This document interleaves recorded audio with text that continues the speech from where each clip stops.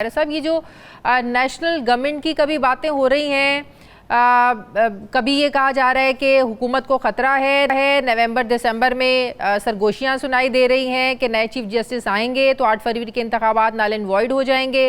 हुकूमत अपने ताई ख़तरा महसूस कर रही है, तहरीक इंसाफ को अपने ताई उम्मीदें हैं, लेकिन अब नेशनल गवर्नमेंट की बातें हो रही हैं। तो क्या ये आपको लगता है कि मसाइल का हल, ये डेडलॉक टूटेगा अगर कौमी हुकूमत बन जाए?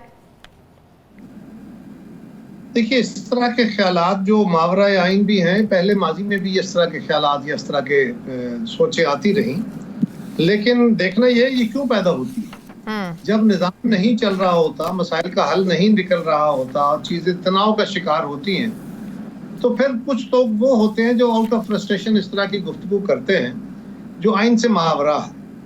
आइन के साथ चलते हुए मसाइल का हल नहीं निकल रहा तो आइन से मावरा क्या हल निकल जाएगा। ऐसा कोई सोच आइन के तहत जो ना हो, पहली बात तो यह है कि ये पॉसिबल नहीं है। अच्छा। और अगर हो भी तो वो कैसे मसाइल का हल निकाल लेगी। असूली तौर पे तो ये है कि इदारे, तमाम लोग, तमाम सियासी जमातें, हुकूमत, अदलिया हो, एजेंसीज हो, सब अपने अपने दायरा कार के तहत रह के काम करें और पाकिस्तान के लोग भी चुनाव करते वक्त जब कभी उनको मौका मिले वो जज्बात से बाहर निकल के चुनाव का फैसला करें। अदरवाइज किसी वक्त थोड़ा बेहतर होगा, किसी वक्त फिर दोबारा खराबी का अमल शुरू हो जाएगा। 8 फरवरी में अवाम के चुनाव में जज्बात का अमल दखल था कि बहुत ज्यादा था। इमरान खान के लिए जज्बात थे, तो जज्बात की कदर नहीं करनी चाहिए। जी, जज्बात की कदर, जज्बात एक और रंग होता है, जज्बाती रंग में फैसले करना एक और रंग होता है। बिल्कुल जज्बात की कदर करनी चाहिए और जज्बाती रंग में भी अगर लोगों के फैसले हैं तो वो फैसले हैं बहरहाल, क्योंकि हमने लोगों की राय ली है। मैं तो ये तजवीज दे रहा हूँ कि जज्बात से हट के फैसले करने चाहिए, अकली दलील से, लेकिन जज्बात के तहत भी किए गए फैसले जो हैं वो मोहतरम फैसले होने चाहिए, उनका एहतराम होना चाहिए। सही, लेकिन कौमी हुकूमत बनाने का मशवरा इसलिए दिया जा रहा है कि तमाम मामलात पर इत्तफाक किया जाए कि मसाइल का हल एक ही चीज़ में है, वो है फ्री एंड फेयर इलेक्शन। चकजई साहब ने भी कुछ रोज़ पहले यही बात की कि कौमी हुकूमत बनाएं, सारे मामलात मसाइल को डिस्कस करें और फ्री एंड फेयर इलेक्शंस कैसे करवाने हैं ये सारे फार्मूलाज हम लोग तय करें, मिलकर बैठकर सब लोग, फिर नए इलेक्शंस की तरफ जाया जाए, तो ही जो मुल्की मसाइल है उनका हल निकाला जा सकता है।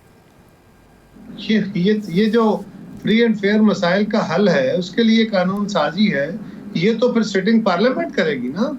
अगर आप कोई कानून साजी करना चाहते हैं तो उसके लिए आप आइए, आप सारी जमातें बैठ के पार्लियामान के अंदर मौजूद हैं, वो बैठ के फैसला करें कि आइंदा इलेक्शन कमीशन कैसे चलना चाहिए, इलेक्शन कैसे होने चाहिए। फर्ज करें ये गवर्नमेंट खत्म होती है, असम्बलियां खत्म हो जाती हैं और एक कौमी हुकूमत तश्कील दी जाती है, केयर टेकर गवर्नमेंट के नाम पे कौमी हुकूमत बनती, फर्ज करें बनती है, जो कि नहीं बन सकती लेकिन बन जाती है, तो उसने फिर कानून साजी करनी होगी ना, कोई राय दे के।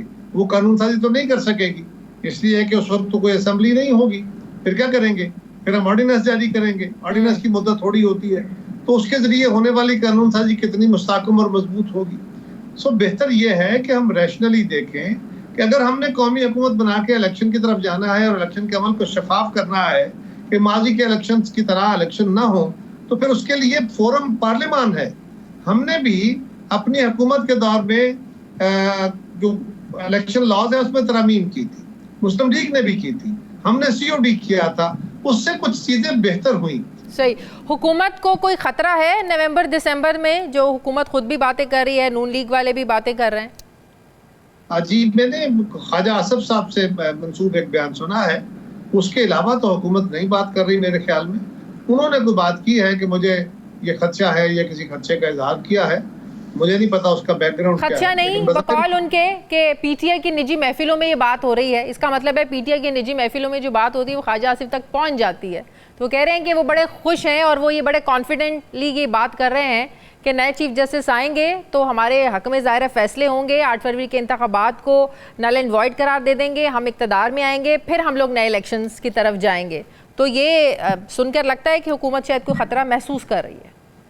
देखिए, पहली बात तो ये है कि इस गुफ्तगू को ही देखिए ना, इसका मतलब है कि आज पीटीआई वाले मौजूदा सिस्टम से या मौजूदा अदालत से मुतमईन नहीं हैं। क्या कह रहे हैं कि ये चीफ जस्टिस उनके हक में फैसले नहीं दे रहे। अगले चीफ जस्टिस के बारे में वो उम्मीद है कि वो उनके हक में फैसले देंगे।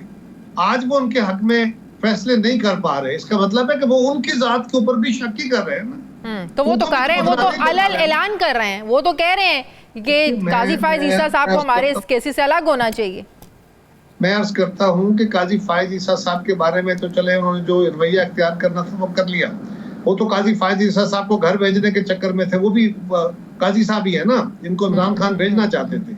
लेकिन सवाल ये है कि काजी साहब के रिटायरमेंट के बाद अगर वो आने वाले चीफ जस्टिस साहब के बारे में इस खुशफहमी का शिकार है, दुरुस्त या गलत एक तरफ, ये है कि जब वो आके उनके हक में फैसले करेंगे, अगर ये है तो पहले तो वो फिर अदालत को मुतनाज़ा बना रहे हैं ना। वो अपने मुखालिफिन को कह रहे हैं कि अगला चीफ जस्टिस हमारा होगा, तो क्या ये मुल्क के निजाम चलाने के लिए काफी है? इस तरह चल पाएगा?